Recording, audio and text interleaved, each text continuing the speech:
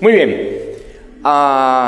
¿Cuántos leísteis el texto? No me levantes la mano, pero he visto que algunas personas me han puesto un corazoncito. ¿Eso quiere decir que sí se ha leído el texto de hoy?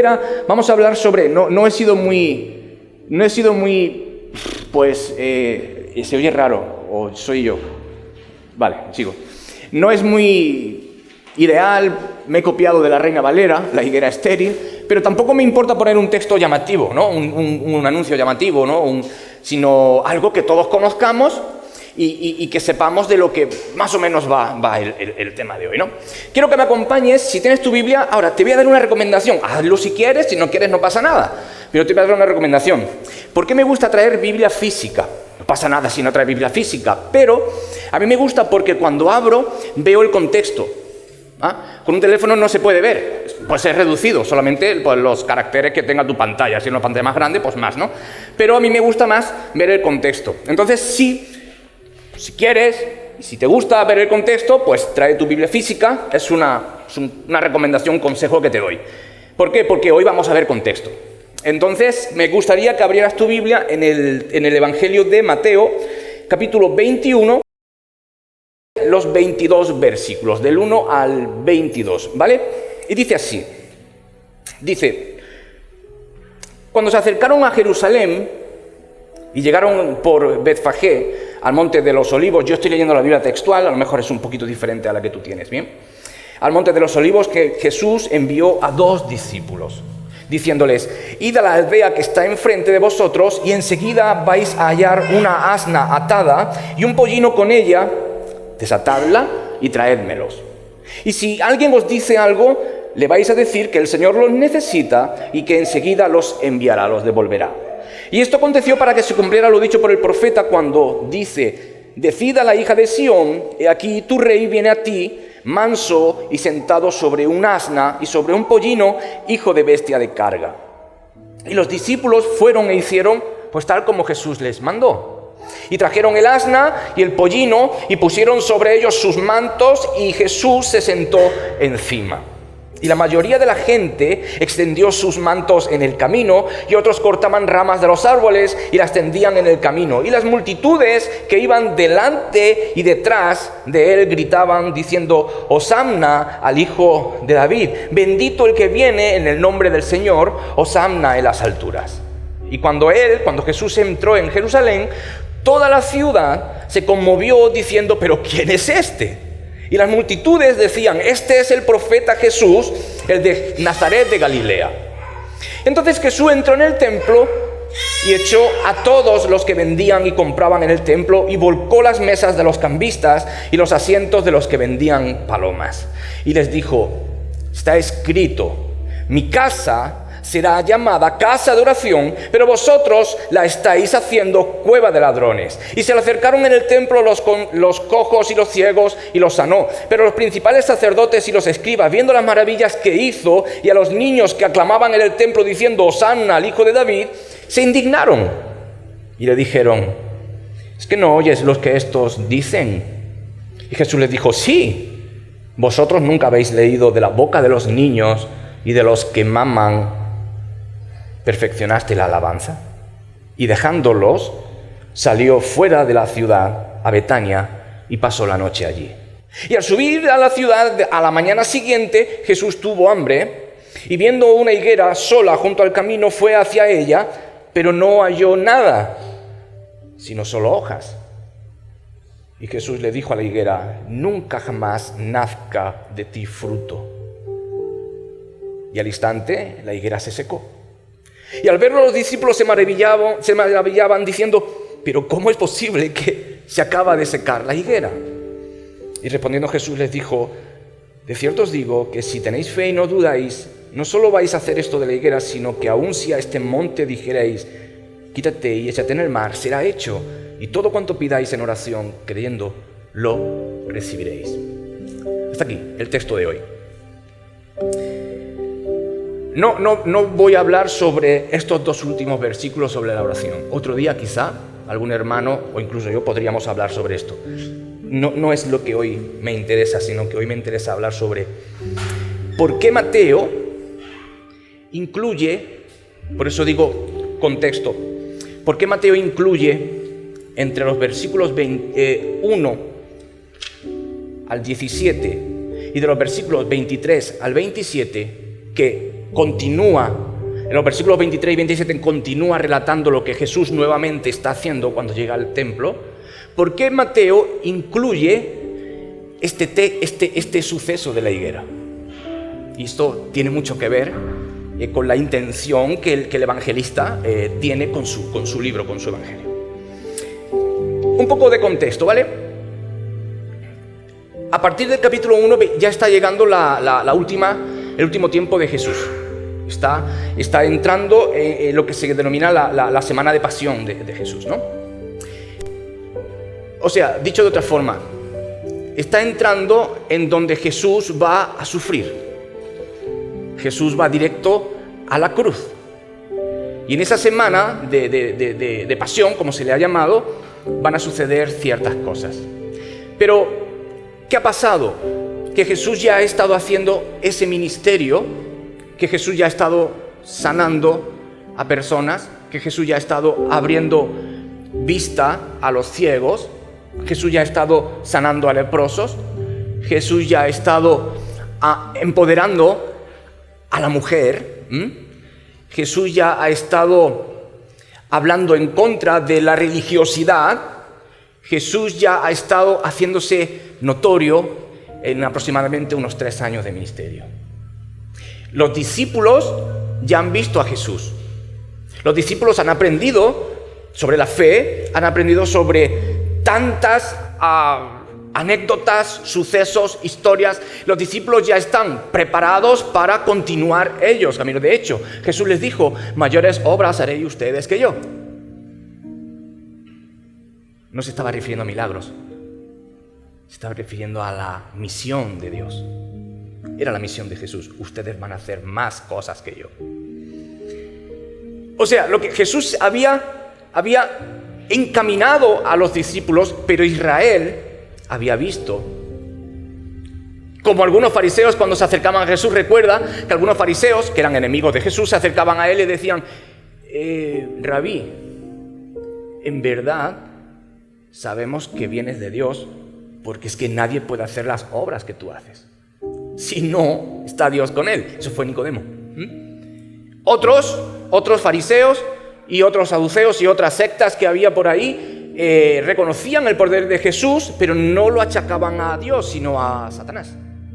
Pero el punto es que nadie quedaba indiferente con la vida y con las obras de Jesús. Las obras, los milagros quedaron patentados. De hecho, el punto está que cuando Jesús hace acto de presencia, las multitudes lo están aclamando. ¿Por qué? Recordemos algo. Israel estaba esperando al Mesías prometido. Pero no un Mesías como este, que entra sentado en un burro. Ellos esperaban a un Mesías que los liberara del yugo de Roma, porque Israel estaba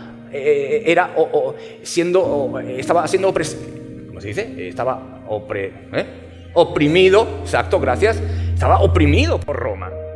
Y ellos esperaban a ese Mesías que los liberara.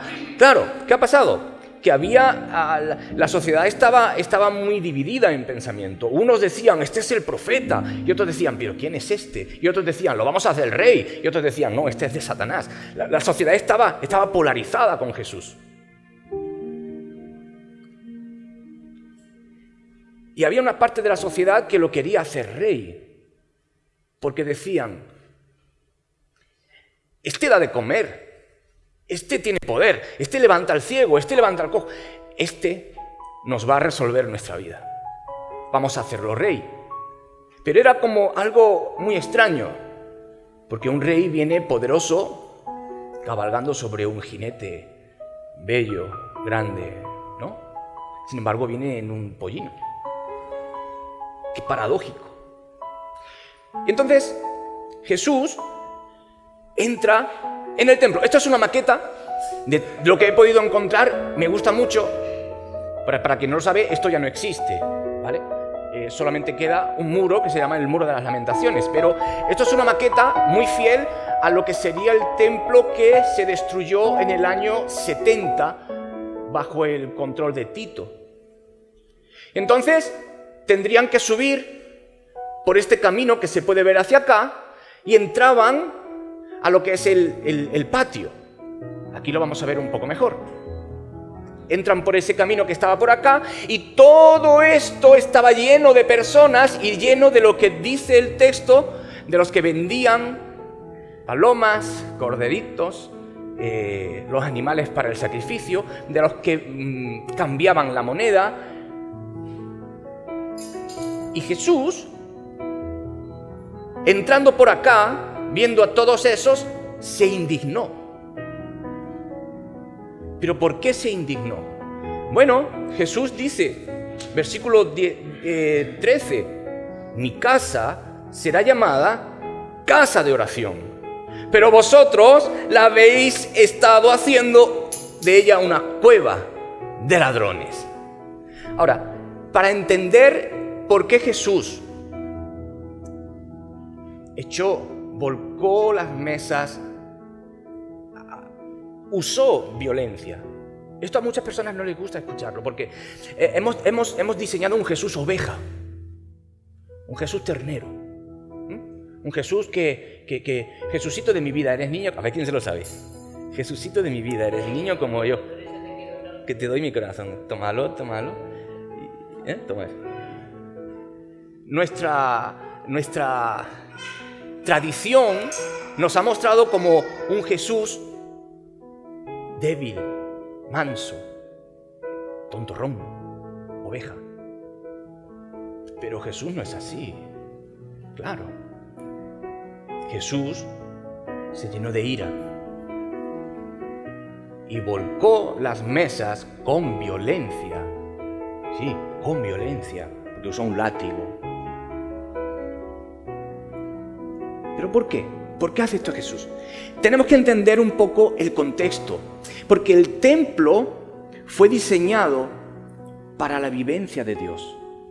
Recuerda cuando Dios le manda a Moisés construir el tabernáculo, una imagen del tabernáculo por acá, un dibujo, ¿no? Qué interesante, dice Juan en el ADN de los miércoles, estáis estudiando el Evangelio de Juan. Juan, en el capítulo 1, si no recuerdo mal, sí, Juan dice que Dios tabernaculizó, que el Hijo tabernaculizó, se hizo carne y habitó, tabernaculizó. Esa palabra, que por supuesto es un neologismo que hicieron en su tiempo. ¿Qué significa tabernaculizar? Que Dios quiso vivir no junto a su pueblo, no al lado de su pueblo, sino en medio de su pueblo.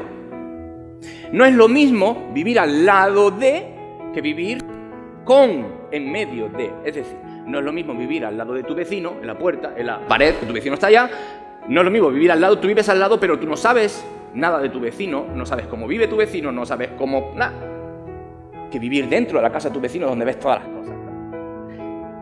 Dios no quiso vivir al lado de su pueblo, sino que Dios quiso vivir en medio de su pueblo. Y mira, Dios le dijo a Moisés que pusiera el tabernáculo rodeado de las 12 tribus. 3 en cada cara del rectángulo. 3 tribus acá, 3 acá, 3 acá, 3 acá. Y así Dios tabernaculizaba en medio de su pueblo. ¿Por qué? Porque Dios quiere ser el centro de sus hijos. No quiere vivir al lado de sus hijos, sino que quiere vivir con y en sus hijos. Eso fue una de las enseñanzas que Dios le dijo a Moisés. En segundo lugar, el tabernáculo simbolizaba cómo se iba a regir el pueblo de Israel. Nosotros vivimos en una democracia, que de democracia hay poco, pero bueno, democracia. el pueblo de Israel vivía en una teocracia. Dios era el centro. No solamente Dios vivía en medio de su pueblo, sino que Dios era el centro de las normas de conducta y de las normas sociales del pueblo. Por tanto, lo que simbolizaba, lo que contenía el tabernáculo de Moisés era crear una estructura de vida socio-religiosa. Todo lo abarcaba Dios en medio de su pueblo. Su pueblo tenía que vivir de acuerdo a los parámetros que Dios marcaba. Y Dios le dijo a Israel: si me obedeces en todo, Deuteronomio 28, si me obedeces en todo, yo te voy a bendecir. Pero si no me obedeces, te voy a reprender. Y esto es lo que sucede en nuestro texto. Ahora, Salomón construye el templo. Ya no hay tabernáculo, sino que Salomón construye el templo, ¿vale? El templo de Dios. Ahora, en Primera de Reyes, luego puedes leer tú en tu casa la oración que hace Salomón y para lo que el tabernáculo servía y estaba dedicado. Entre otras cosas, el tabernáculo representaba la presencia de Dios en su pueblo. Ya el templo, ya no había un tabernáculo que se montaba y se desmontaba, sino que ya había un templo físico. Significaba la presencia de Dios en su pueblo. Era un lugar de encuentro entre Dios y el hombre. Era un lugar de oración donde las personas podían ir a orar y buscar a Dios. Era un lugar para expiar la culpa por el pecado. Bien. Era un lugar para que se establecía la justicia, una justicia social. Era un lugar de perdón y de reconciliación. Fíjate en todas las cosas, lo puedes leer en Primera de Reyes. Era un lugar donde había moralidad y era un lugar donde se expedía la ética para una conducta de vida de ese pueblo. Pero Jesús encuentra todo lo contrario cuando entra al templo. Un lugar de presencia de Dios, un lugar de encuentro de Dios con el hombre, un lugar de oración, un lugar donde hay moralidad, un lugar donde hay ética. Jesús no encuentra eso ahora. Ahora Jesús encuentra, versículos 12 y 13 de nuestro texto, un lugar donde había religiosidad, un lugar donde había negocio, un lugar donde había mentira y un lugar donde reinaba la hipocresía. ¿Entiendes por qué Jesús se llena de ira? Porque ese Dios del Antiguo Testamento que le había dicho a David: estoy contento de que quieras construirme casa, pero tú no lo vas a hacer, sino que lo va a hacer tu hijo Salomón.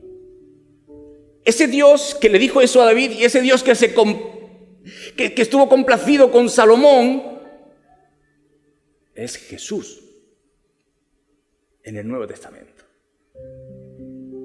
Ese Dios que se hace hombre, que habitó entre nosotros, como dice Juan, y que tabernaculiza. Ese Dios que le dijo a Salomón: esta casa va a ser un lugar de bendición para ti y para tu pueblo. Ahora, esas mismas palabras las usa Jesús y dice: mi casa. Él se está atribuyendo que ahí es el lugar donde su presencia estaba irradiando para el pueblo. Por eso Jesús dice: mi casa será llamada casa de oración. Eso ya lo dijo Salomón en Primera de Reyes. Será llamada casa de oración, pero vosotros las estáis haciendo una cueva de ladrones. Y es que lo que Jesús encontró fue que la fe de Israel se convirtió en una religiosidad. Israel cambió una fe vibrante, una fe viva, una fe que tenía que irradiar a todas las demás naciones, se convirtió en una religiosidad. Israel cambió las palabras de Dios hacia su propio interés. Israel cambió a Dios por sus propios preceptos. Eso es lo que hace la religiosidad. Dios ahora tenía que regirse, el Dios todopoderoso, el Dios trascendente, ahora estaba sometido a las propias líneas de religiosidad que los teólogos del tiempo marcaban. Y Dios se convirtió en un objeto el cual estaba para ser fiel a su religión creada. Esto sucede mucho dentro del cristianismo también, porque muchos cristianos tienen a Dios como el Dios que los tiene que bendecir. ¿Para qué está Dios? ¿Para amarme? ¿Para bendecirme? ¿Para cuidarme? No. No. Dios está para que lo adore. Dios está para que lo sirva. Dios está para que lo siga. Dios está para que incluso muera por él. Y en el camino me bendice. Es muy diferente. Dios no está para bendecirte. Dios está para que lo adores. Y en el hecho de adorarlo hay bendición. En el hecho de seguirlo hay bendición. En el hecho de amarlo hay bendición. Hemos convertido el cristianismo en muchos lugares, se ha convertido en una religión antropocéntrica, donde Dios es el centro y Dios está para bendecir al hombre. No. Es teocéntrico. Dios es el centro de todo. Y yo estoy para honrarlo. Y Dios me bendice con eso. Entonces Jesús reacciona a ello con ira porque vio que Israel no reverenciaba al Creador sino a sí mismo. Vamos a estar haciendo paralelos entre Israel y la Iglesia en el siglo XXI, ¿vale? Entonces, visto el contexto, ¿por qué Mateo decide introducir este suceso de la higuera estéril justo en este momento de su escrito? Bueno, porque Mateo lleva una secuencia en ese contexto que hemos visto. Mateo lleva la secuencia de entrada en Jerusalén, ya ha dejado atrás todo el recorrido ministerial de Jesús, ahora está entrando la última semana y tiene esta secuencia, esta vivencia. Entrada en Jerusalén, los israelitas aclaman a Jesús, hay mucho movimiento y vida en el templo, que pareciera que, ¡wow!, cuánta vida, cuánta expresión religiosa, aquí está Dios, pero solo era apariencia y había cero vida. La higuera frondosa pero sin higos representa la sequedad espiritual de Israel. Y cuando Jesús la reprende y la higuera se seca, representa cuando Israel fue destruido en el 70 después de Cristo. ¿Qué nos está enseñando Mateo con esto?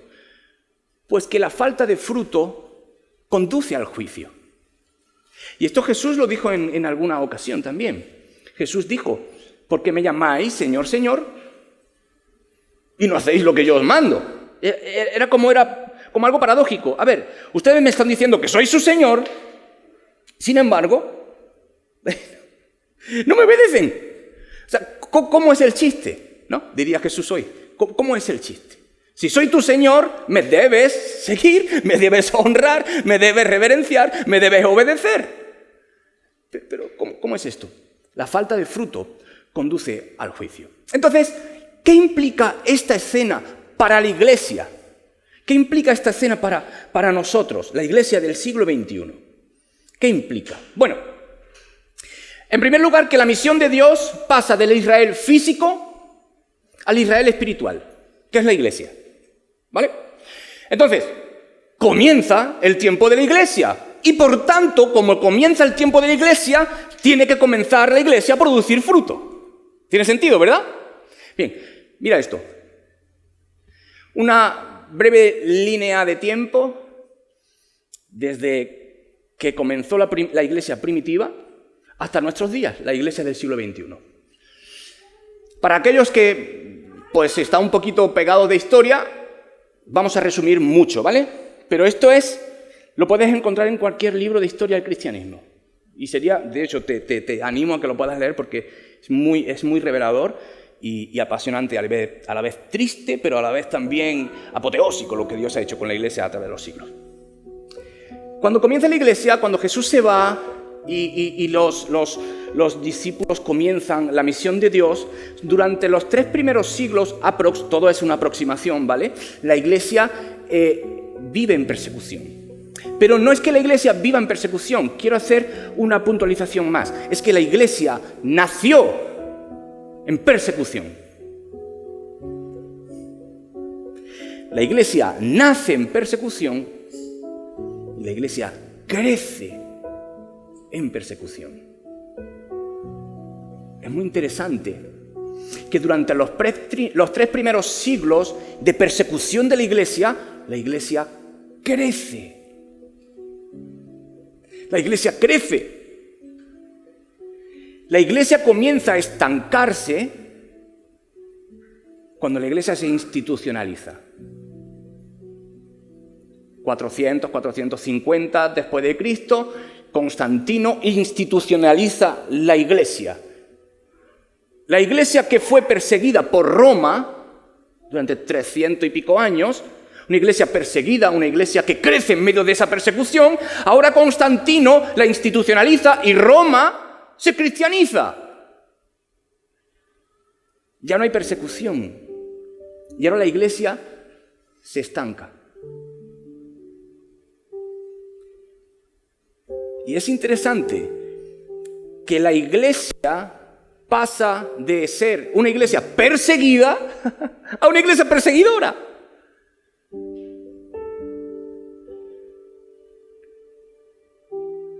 Y se estanca, y va bajando, y se va enfriando espiritualmente. Corremos mucho en los siglos, y la Europa que conocemos, la Europa antigua, la Europa histórica, comienza en una época que se llama la época del oscurantismo. ¿Gracias a qué? A la influencia de esa iglesia languidecida, donde los teólogos del tiempo no predicaban la palabra, donde los teólogos del tiempo no querían que el pueblo aprendiera a leer por sí mismo porque querían tener el control del pueblo. La época del oscurantismo. ¿Qué pasa? Que Dios actúa y hay un pico que se llama la Reforma. Dios usa a uno de esos sacerdotes católicos para hacer un hito histórico y renovar otra vez a la iglesia, esa iglesia que había ido en una progresión decadente. Y ahora comienza la Reforma y todo parecía ir bien, pero después de que ya se hace la Reforma, de que pasan ciertos años, de nuevo luchas teológicas entre los reformados. Y la iglesia empieza otra vez a decaer. Porque parece ser que cuando la iglesia se establece, la iglesia pierde su propósito, su razón de ser, su misión, su fuego. Y entonces, luchas teológicas en nombre de la verdad, y algo de lo que nos dicen muchos teólogos, la Reforma también trajo mucha sangre. Mucha sangre. Gracias a Dios por la Reforma, pero todo lo que el hombre toca al final lo pervierte también. ¿Qué ocurre? Pues que gracias a la Reforma sucede algo, y es que se alfabetiza al pueblo. El cristianismo trae luz, el cristianismo trae mente, trae ciencia, trae conocimiento, es revelación, el evangelio mismo es revelación. Entonces el pueblo aprende a leer, aprende a pensar, aprende a tener criterio y entra un tiempo que se llama la Ilustración, el siglo XVIII más o menos. Las personas comienzan a instruirse, la ciencia comienza a darse a conocer y la iglesia comienza a perder relevancia en la sociedad. ¿Por qué? Porque la iglesia estaba absorta de su realidad, metida en sus luchas teológicas, y la sociedad tenía preguntas, porque cuando uno se instruye, comienza a tener criterio, y comienza a preguntar, comienza a cuestionar. Cuestionar es bueno, por cierto, porque cuando cuestiono salgo del status quo. Ese que no gusta a muchas personas, porque cuando sale del status quo eres la oveja negra. No, Martín Lutero cuestionó. Muchos pre-reformadores cuestionaron. Pero la iglesia no supo responder a las cuitas de la sociedad, entonces la fe comenzó a perder relevancia y la sociedad empezó a tener mucho más conocimiento. Y la iglesia otra vez se estancó. Hasta que en el siglo XIX y XX es el siglo de los grandes avivamientos, la iglesia comienza a orar a Dios pidiéndole que haga algo, pidiéndole que avive. Por cierto, el siglo XIX se redescubre el papel del Espíritu Santo.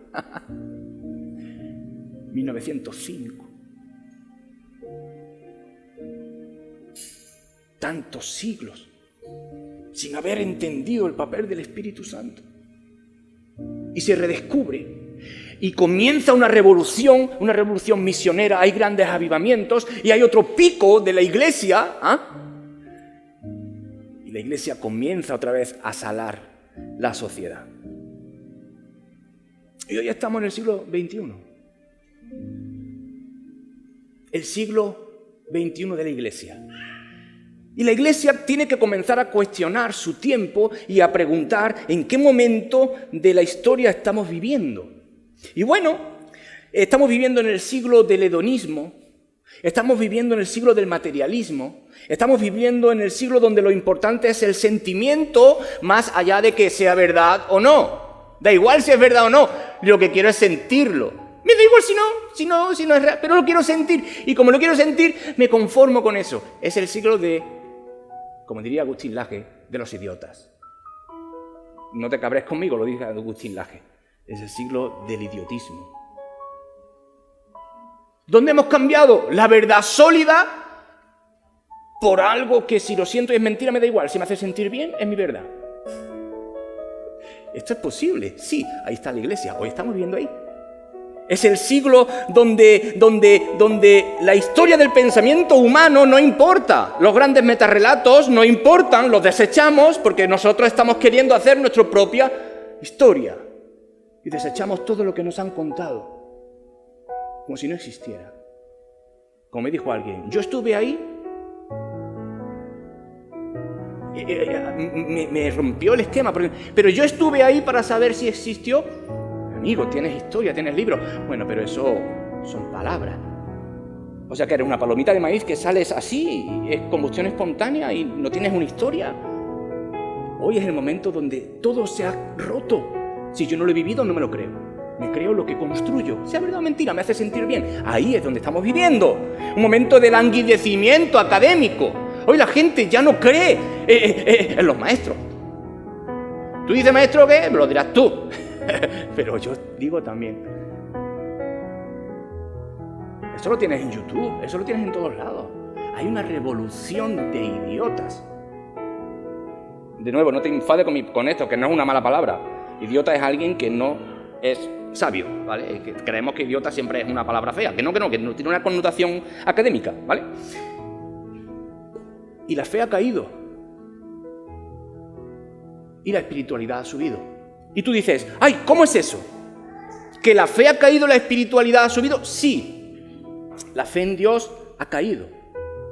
Y estamos viviendo en el siglo de búsqueda de espiritualidades. Estamos viviendo en el siglo donde todo es espiritual. La gente va y abraza árboles.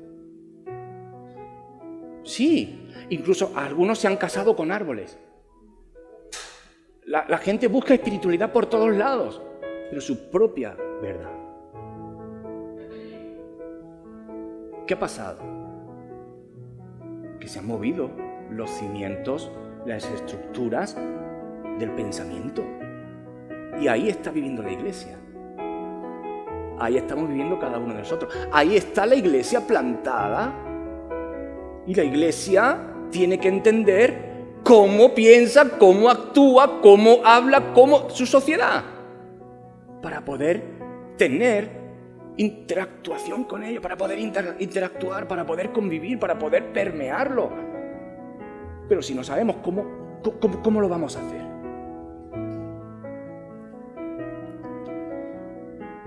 ¿Cómo está nuestro fruto? Hoy somos la higuera de Dios. ¿Cómo está nuestro fruto? ¿Cómo está caminando la iglesia? ¿Qué vamos a hacer? Son buenas preguntas, ¿no?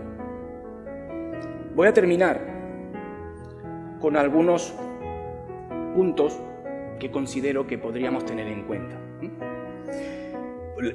Digo aquí que la Iglesia del siglo XXI debe comprender varias cosas para poder caminar y producir ese fruto, para cumplir la misión de Dios en el siglo XXI en el que estamos, que no es ni peor ni mejor, simplemente es nuestro tiempo. Y a mí me encanta mi tiempo, porque creo que es un tiempo donde hay mucha potencial, pero tenemos que saber cómo conducirnos. En primer lugar, yo diría que debemos, como iglesia, como cristianos, conocer la historia. Porque ya sabes el dicho, aquel que no conoce la historia tiene tendencia a repetirla, ¿no? Entonces, conocer la historia de la humanidad, la historia del cristianismo, la historia de dónde venimos, ¿no? De dónde son mis creencias, qué pasó, cómo la iglesia actuó, ese pequeño gráfico que te he puesto ahí. Conocer un poquito para agarrar las cosas, las potencialidades y desechar y no caer en aquellas cosas que fueron negativas, ¿no? Conocer la historia. En segundo lugar, entender que la iglesia local, esta iglesia o cualquier otra iglesia, está constituida por cristianos individuales. Hay una frase que se dice: ¿a dónde vamos el domingo? A ver, ¿a dónde vamos el domingo? ¿A la iglesia? No, vamos con la iglesia. Yo no voy a la iglesia. La iglesia se reúne. Es importante las palabras, porque las palabras crean significados. Vamos el domingo con la iglesia. Porque la iglesia no es esto. La iglesia es esto, exactamente. Entonces, la iglesia no va, la iglesia se junta. La iglesia se junta. ¿Y por qué es importante esto? Porque las palabras tienen significado. El decir voy a la iglesia es, de alguna manera, estar excluyéndome de las responsabilidades de la iglesia. No. La iglesia va. ¿Entendemos?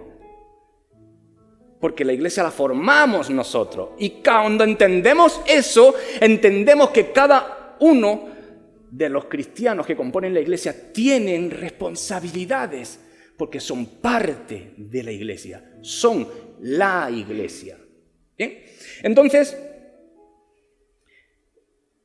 cada cristiano tiene que mantener la unidad de la iglesia para fomentar una espiritualidad sana. En tercer lugar, tenemos que entender que ser cristianos no es un pasaje de vuelo al cielo, sino que es un compromiso real con Jesús. Ser cristiano no es decir, bueno, yo ya tengo la salvación, ya voy al cielo cuando Cristo venga, aleluya, me voy con Él. No. Ser cristiano es una vida. Ser cristiano es un compromiso. Ser cristiano es mantener la unidad. Ser cristiano es un cuerpo. En cuarto lugar, una iglesia fuerte implica cristianos individuales fuertes. ¿Tiene sentido? ¿Por qué? Porque de nuevo, la iglesia no son los ladrillos. Para que una iglesia sea fuerte, y una iglesia está constituida de ti, para que la iglesia sea fuerte, tenemos que ser fuertes. ¿Ok? Entonces, los pastores tienen que proveer. Los líderes tienen que proveer ese alimento que da fortaleza a cada cristiano individual y a la iglesia en conjunto. En quinto lugar, una iglesia contiene fruto porque es una iglesia que adquiere conocimiento bíblico. Pregunto, ¿por qué Israel perdió el fruto? Ahí está. Por eso. Mi pueblo perece por falta de conocimiento. Y como tú rechazaste el conocimiento, yo te rechazaré a ti de mi sacerdocio por haber olvidado la ley de Dios. Y también yo me olvidaré de tus hijos. Y esto se cumplió. Una iglesia contiene fruto cuando la iglesia abraza la Biblia. Esto es lo que más tengo que desear. Y no lo estoy diciendo por quedar bien en una predicación. De verdad. Esto, en mi vida, mi esposa lo sabe, cuando comienzo a flaquear en meditarla, mi carne llega. ¿Sí o no? Me dice, lee la Biblia. Porque yo siempre digo, a los que trabajamos con esto, muchas veces es un arma de doble filo, porque se puede convertir en mi herramienta. Yo trabajo con la Biblia, pero una cosa es trabajar con la Biblia y otra cosa es come. Necesito comerme este rollo, como le dijo al profeta, cómete ese rollo. Porque cuando no me lo como y simplemente lo uso para trabajar, se me nota. Y yo me lo noto. Hoy la iglesia necesita más que nunca esto. Es nuestra prioridad. Esto. Sexto, una iglesia que se somete al señorío de Cristo y a la guía del Espíritu Santo producirá fruto. Un cristiano que se somete al señorío de Cristo y al Espíritu Santo, al soplo, al influjo, a la dirección del Espíritu Santo, es un cristiano que dará fruto y es una iglesia que dará fruto. Es una iglesia que tendrá vida, que expedirá vida en su sociedad. Termino. Una iglesia que tiene ese tipo de fruto es una iglesia que se emociona por el valor de la cruz. ¡Wow! ¿Cómo es eso? ¿Cómo es que me emocione por el valor de la cruz? Es que como cristiano tengo que entender qué importancia tiene esa cruz y qué implica para mi vida. No existe el cristiano carnal. No. Sí, está en 1 Corintios. No. Sí está, pero no es como lo interpretan muchas personas. Existe el cristiano regenerado por la cruz. El cristiano que es pecador, el cristiano que falla, pero el cristiano que se arrepiente y que da un paso firme tras otro. Se retrocede 5, avanza 3, retrocede 4, avanza 1, pero siempre va en proceso. No es posible un cristianismo carnal perpetuo. Y eso es lo que implica la cruz. Cambio, regeneración. La cruz no es un amuleto. La cruz no es un objeto.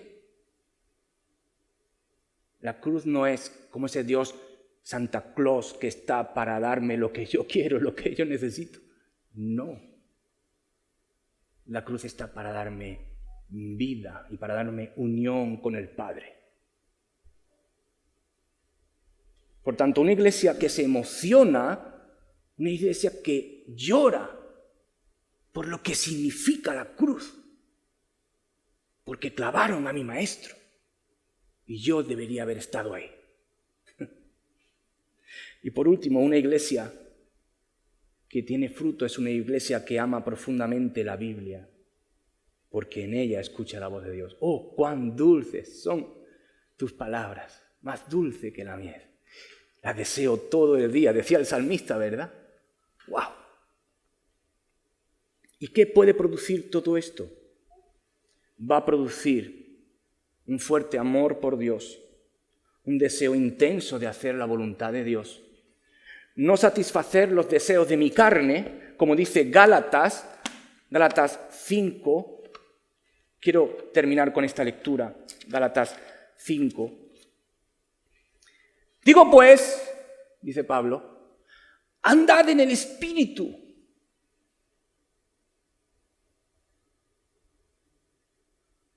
Alguna vez me preguntó alguien, pero ¿cómo se anda en el Espíritu? O sea, ¿cómo ando en un Espíritu? Lo que está diciendo Pablo, usando esta metáfora, es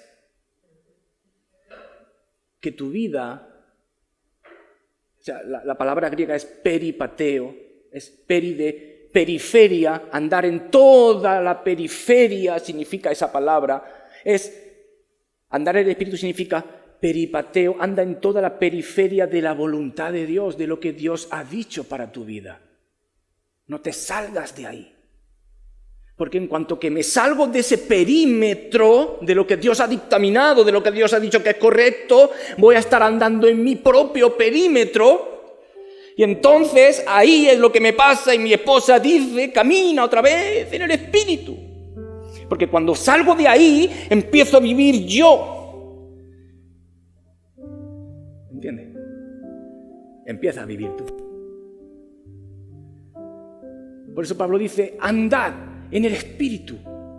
Porque cuando estamos andando, que es un continuo, andando, un presente continuo, no voy a estar satisfaciendo los deseos apasionados de la carne.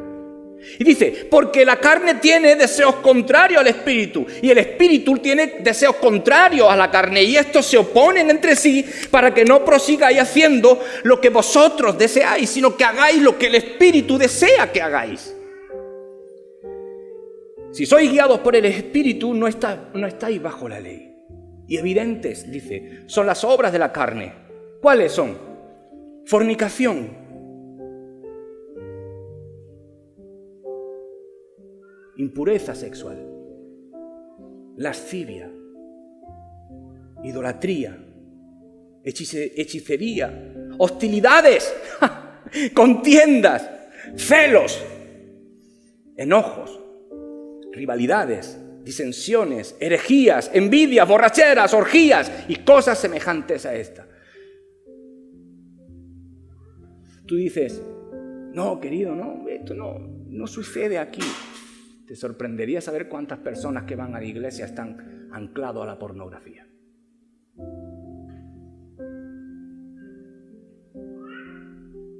Te sorprendería saber de cuántos, no sé si habéis escuchado la noticia en estos días. Uno de los máximos exponentes de pastores de Estados Unidos ha caído en inmoralidad.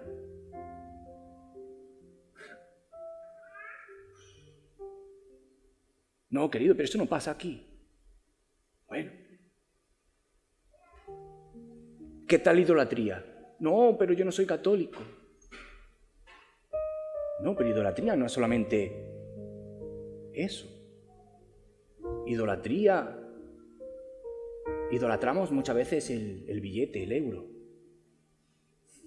¿Verdad? Cuando falta, ¡ay!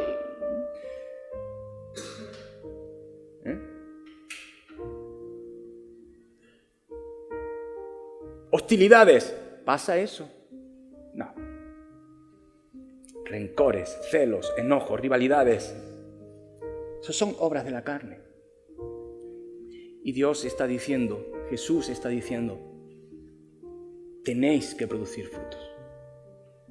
Tenéis que producir frutos. Y dice Pablo, pero el fruto del Espíritu es amor, gozo. Gozo en medio de las circunstancias más profundas y confusas de mi vida. Gozo. Difícil. Cuando no sé qué camino tengo que tomar, pero tengo que tomar un camino, ¿cómo voy a estar gozoso? A lo mejor es, diría Pablo, porque Raúl lo estás queriendo tomar en tu fuerza. O te dejas llevar por el susurro del Espíritu. Él te va a producir gozo. Sí, Señor, pero es que no escucho el Espíritu. Eso le digo yo muchas veces. Dice Dios, ¿sabes por qué? Porque yo susurro. Porque para escucharme tienes que apagar a otras voces. ¿Te acuerdas del profeta en la montaña, en la cueva? La voz de Dios era un silbo apacible. Entonces cuando apago la radio, bajo el volumen a todo lo demás y quiero encontrar con ese Dios que me habla, a lo mejor es cuando puedo escucharlo. No sé si te ha pasado, sé que te ha pasado. ¿Te acuerdas cuando estás en ese momento y por alguna circunstancia, providencia de Dios, Dios te habla y tú dices, te ha pasado, yo sé que te ha pasado, que tú sabes que ha sido Dios? ¿Te ha quitado el problema? No, pero tu foco del problema ha cambiado a que reconoces esa sensación. Eso es lo que produce el Espíritu Santo, ese gozo en medio del Espíritu. Dice, el amor es el gozo, la paz, la paciencia, la benignidad, la bondad, la fidelidad, la mansedumbre, la templanza. Eso es el fruto del Espíritu. Y cuando hay fruto, entonces hay un amor profundo por Dios. Entonces Dios comienza a instruirnos, a dirigirnos. No es que no lo haga, pero ahora estamos sensibles a su voz. La iglesia comienza a crecer. ¿En qué? En espiritualidad, en amor, en compañerismo, en número, porque Dios también quiere que la iglesia crezca en número. ¿Por qué? Porque la iglesia es el ente de transformación en una sociedad que está perdida, que está ciega, que está sorda, que no sabe dónde está su mano derecha y su mano izquierda. La iglesia es la columna y el baluarte de la verdad. Y los cristianos tenemos que producir ese fruto para seguir con esta misión gloriosa de Dios. Señor, gracias por tu palabra. Gracias por que eres muy bueno con nosotros en medio de nuestras circunstancias. Gracias porque nos hablas y nos dices, hey Raúl, ve cambiando. Hey Raúl, yo no quiero esto. Hey Raúl, bien por lo que estás haciendo. Gracias, Señor, porque somos personas que te fallamos, pero somos personas que te amamos y que estamos siguiendo la ruta a pesar de nuestros errores, Señor. Tú nos conoces, Señor. Tú sabes que te amamos profundamente, pero tú sabes que a veces somos muy torpes, Señor, y nos equivocamos. Creemos que esta es la vereda que tenemos que seguir y nos salimos por otra y tú nos vuelves a reconducir. Perdónanos, Señor, por aquellas veces que te hemos fallado. Danos amor, danos gozo, danos paciencia, danos virtud, Señor, para con los hermanos, para con las personas que no te conocen, Señor, que podamos transmitir un mensaje de verdad en medio de una sociedad que ha perdido el rumbo completamente, Señor. Ayuda a cada hermano, a cada hermana que está aquí, a cada amigo que está aquí, a cada persona que te conoce y a las que no te conocen. Ayúdalo, Señor, para que tú puedas mostrarte a ellos, que tú puedas mostrarte a nosotros, a mí mismo, Señor, de una manera mucho más profunda, de una manera mucho más impactante y que, Señor, no perdamos el gozo de nuestra salvación. Y si lo hemos perdido, Señor, por causa de las olas de esta tormenta por la cual atravesamos algunos de nosotros, Señor, que tú no lo devuelvas de nuevo. Como dijo el salmista, devuélveme el gozo de tu salvación. Y Señor, por último, ayúdanos en esta semana para amar tu palabra, para vivir tu palabra, para devorar tu palabra, Señor. Y sobre todo, ayúdanos, Señor, para tener más necesidad de ti. En el nombre de Jesús. Amén. Amén.